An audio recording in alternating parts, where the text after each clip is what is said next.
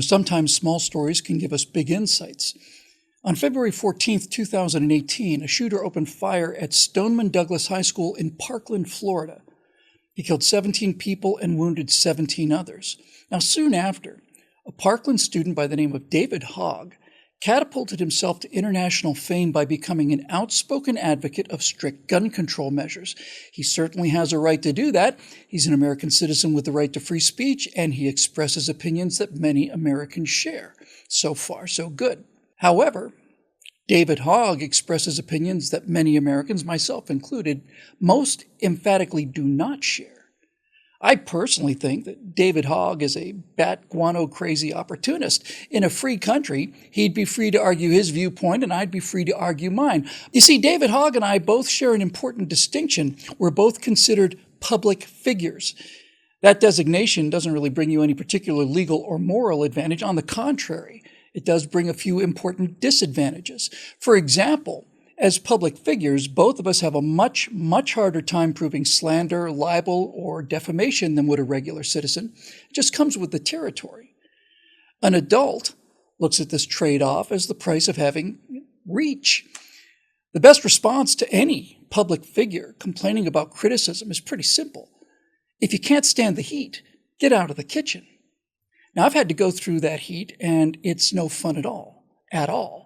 But those are the rules, so here I am, and here's where I plan to stay. But David Hogg has a history of doing something that flies in the face of that reasonable-sounding relationship. You see, when David Hogg feels the heat, he doesn't get out of the kitchen. He tries to destroy the chef and close the kitchen down. After David Hogg inserted himself into the national spotlight, he started to get some heat. Now, Dave's not a particularly pleasant person, and when Fox News public figure Laura Ingraham pointed that out, David Hogg mobilized a campaign to get her canceled because that's what cry-bullies do. 'Tis the season for canceling conservatives, and the boycott was actually very effective. Many advertisers took a knee to the lynch mob and abandoned Laura's show, and that might have been enough to silence the person who'd hurt Dave's feelings until one company, whose owner apparently has some sort of moral code, stepped into the breach and increased their ad buy on the Ingraham angle by 625%.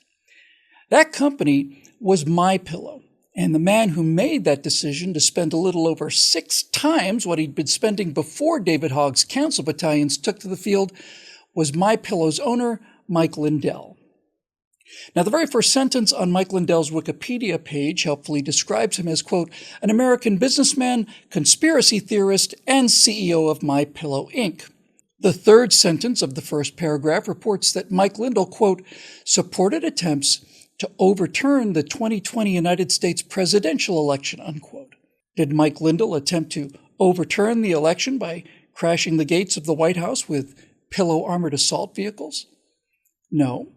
He did it by raising concerns over Dominion electronic voting machines, in much the same way that some 100 million other Americans attempted to, quote, overturn the 2020 United States presidential election, unquote, by asking those very same questions. The third paragraph on Mike Lindell's page reads, quote, during the 1980s and 90s, he was addicted to cocaine, crack cocaine, and alcohol, leading to the foreclosure of his house and his wife filing for divorce. Now, if Mike Lindell had the common decency to remain a crack addict, then his moral capital would approach that of David Hogg. And if he blamed American capitalism for his addictions eloquently enough, he might even have become a Michael Moore. But alas, he did not. Mike found Christian religion. He worked hard and employed brilliant marketing tactics, such as setting the Guinness World Record for the world's largest pillow fight with 6,261 St. Paul Saint fans slugging it out in the stadium in July of 2015. MyPillow started out with 5 employees. Today they employ 1,500. Now, there's a lot of controversy around Mike Lindell. He's become a public figure, and he seems to be able to handle the heat, and by standing up to the cancel clown car, he stayed beyond the reach of David Hogg's cry-bully campaign. But Hogg was not finished, not by a long shot, and now we get to the fun part. You see, whenever a conservative institution of any kind does not surrender to the wokeopolis, well, the left decides to do what they're doing and teach them a lesson by doing it even better. You may remember Air America, the left's answer to the spectacular success of conservative talk radio. Conservative talk radio is still going strong. Air America closed a little over 11 years ago. Or the smashing triumph of the left's answer to the Tea Party, which was the Coffee Party. Now, after 11 years, it has almost 1 million members. That's about 1% of what the Tea Party had at its height. It's success stories like these that gave boy genius David Hogg the idea that would humble Christian Trump supporters like Mike Lindell once and for all. So, behold the tweet. At William Legate and I are going to prove that progressives can make a better pillow, run a better business, and help make the world a better place while doing it. Good Pillow, it was called, this conservative slaying icon of left-wing business savvy. PJ Media's Matt Margolis has just updated us on this economic juggernaut. In his March 14th article, Matt reminds us that Hogg's partner had made an emotional appeal for a, quote, top-tier, unquote, graphic designer to step up and design the Good Pillow logo. Not only would fame and fortune surely follow, but $200, that's cash on the barrelhead, was also in play, assuming it could be finished in the 2 hours prior to the Washington Post story about this plucky upstart. Here's the $200 logo, by the way. I personally think David overpaid.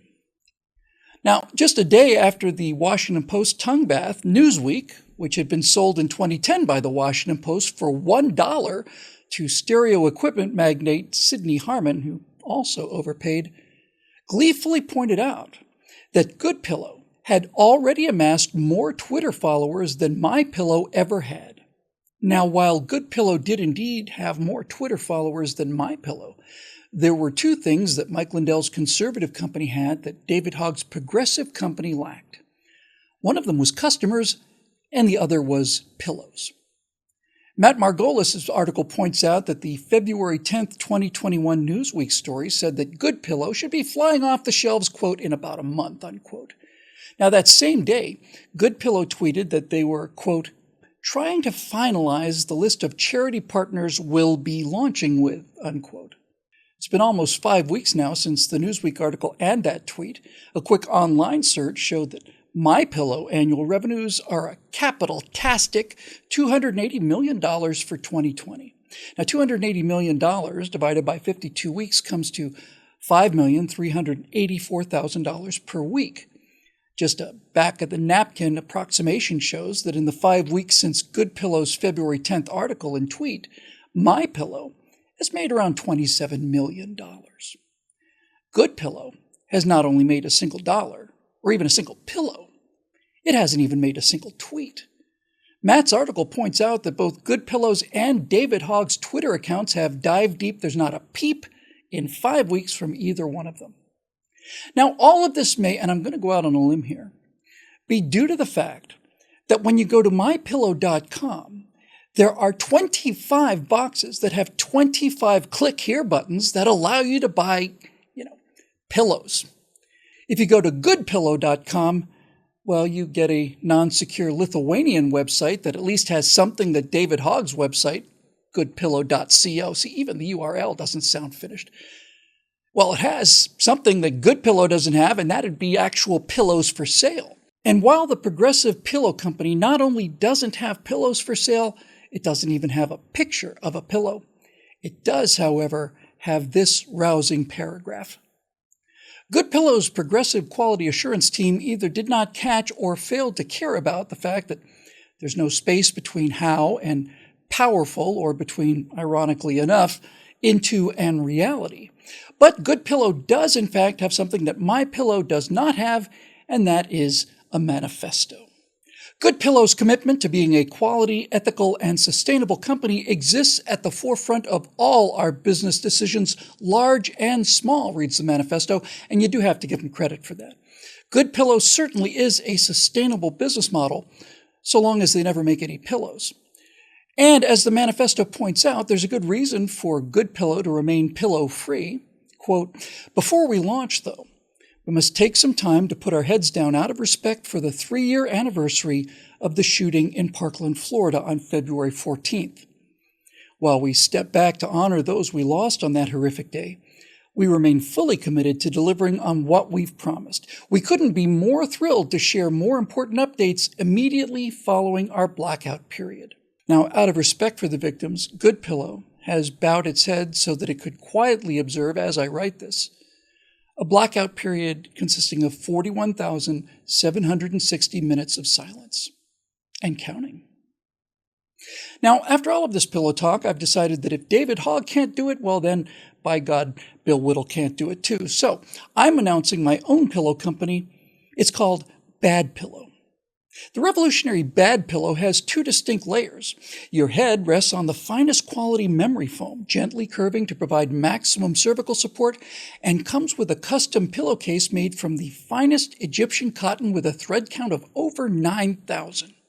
The other side of my patented Bad Pillow consists of 11,000 steel ball bearings packed into a rectangular steel base embedded in a thin layer of finest quality RDX C4 plastic explosive activated by a 100% gluten-free PETN-based det cord, all of which is mounted onto not 10, not 20, but 415 layers of top-quality 100% DuPont Kevlar. The pillow may be actively deployed against anti-personnel threats or, functioning as reactive armor, the Bad Pillow has been shown to defeat the 125mm smoothbore round used on the latest generation Russian T-14 Armata main battle tank. Once discharged, the 415 layers of genuine DuPont Kevlar still managed to stop a .50 caliber M82 Barrett round fired from a distance of 3 feet away, although some bruising may occur. The Bad Pillow is now available for pre-sale in 4 easy installments of $6,500, or you can get 2 Bad Pillows for only $29,999 if you order within the next 10 minutes. But hurry, because like Good Pillow and unlike My Pillow, supplies are limited.